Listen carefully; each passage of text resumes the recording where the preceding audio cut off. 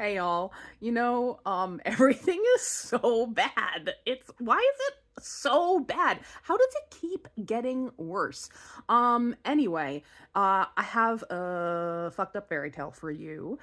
Because like every time another thing comes out against my trans friends, I get so mad and I have to tell a fairy tale about it, I guess. So I have another one of those shift in sex fairy tales where the princess turns into a prince. Now, I've told a bunch of those, and at this point, those of you that have been here for a while, you pretty much know the deal. This does have some fun variations on it though, so I think you'll enjoy it even though you kind of know this story very well. The version I'm telling today is from Malaysia, and I did have to read a Google translation of it from German, so I'm definitely missing stuff, and I don't know if you know this version, you should let me know. And apologize for any gaps. I also apologize that I'm on my second sick day. I have like a head cold and my worst period of my life. And now you have all that information, and now it's time for a fairy tale.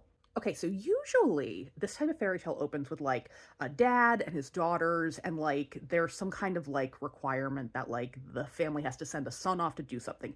Not in this case. In this Malaysian version, we meet a mother and daughter who are very poor. And at some point, when the daughter grows up, she says to her mother, "Why we so poor?" And that's a valid question. Unfortunately, it's a very complicated one to answer, I expect. And I don't really get an answer from the mother, but I do get a solution from her daughter. And the daughter's solution is she says to her mother, "Get me some fabric so I can make myself some clothes." She turns this fabric into a gentleman's outfit. She makes herself like a doublet and some trousers, whatever, and she enlists in the king's army. And gosh, it's just like things never fucking change, do they? Some families, it's like all that their kids can do is join the military to like build a better future for themselves, and that's complicated for many reasons, and it never changes. Okay, commentary. Anyway, so I'm filming with my regular camera, and I know I'm not actually looking at the camera. Whatever. Who cares? This is free. So, our gal soldier enlists in the king's army, and she meets the royal family. She's doing very well. She's like goes up the ranks, becomes a commander, and the king has a daughter who is so beautiful, but she has not yet met anyone that like tickles her fancy until this new soldier comes onto the scene, and she's like, "I want that guy."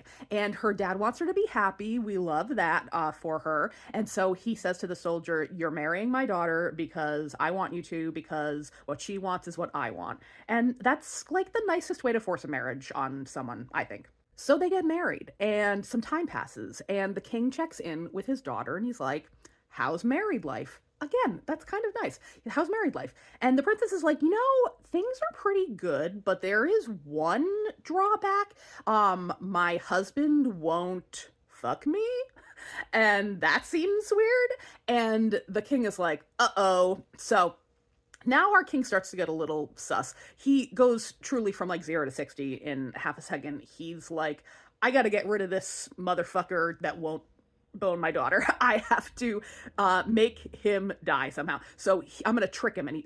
So he sets the soldier on like an impossible task, and he tells the girl soldier, "You must retrieve the water of life from this faraway kingdom." And he's sending her into a kingdom of cannibals. So impossible task in a kingdom of people eaters. And the girl soldier does get to take like a posse with her. So she takes a whole group of her, whatever. She takes a squadron with her.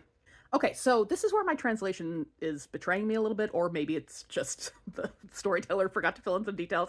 You never know with folklore. And so the cannibal thing just kind of disappears. Like the girl soldier and her posse, they go and they get this water of life. But I don't hear anything from the cannibal people, so why bring that up? Anyway, the group of soldiers, led by our girl soldier, is on their way home, and they need some sustenance, so they steal this old lady's rice. And it turns out the old lady is like an old wise woman, and she's so mad that they stole her rice that she curses them. And this is the curse, and my old fans know what's coming. She says, if they be a man, they must turn into a woman, and if they be a woman, they must turn into a man. And what I think is hilarious is that it's a whole group this time. Usually it's just like the girl character turns into a man, but it's the whole group of soldiers changes gender. And on top of that, they're not too perplexed by it. They think it's pretty hilarious. They like it's like says, and they laughed. So I love that. I think that's amazing. They also don't notice though that their girl soldier has not changed gender. That the girl soldier is now a man. And so they all return home and they get the water of life, and the king's like, oh, okay, so he has to think of a new plan. But in the meantime, he checks back in with his daughter at some point, and he's like, so how is that whole celibate marriage going for you? And she's like, it's actually not a problem anymore. Oh yeah. And that's the end. Oh, and well, and the soldier like becomes king. He marries princess and he becomes king.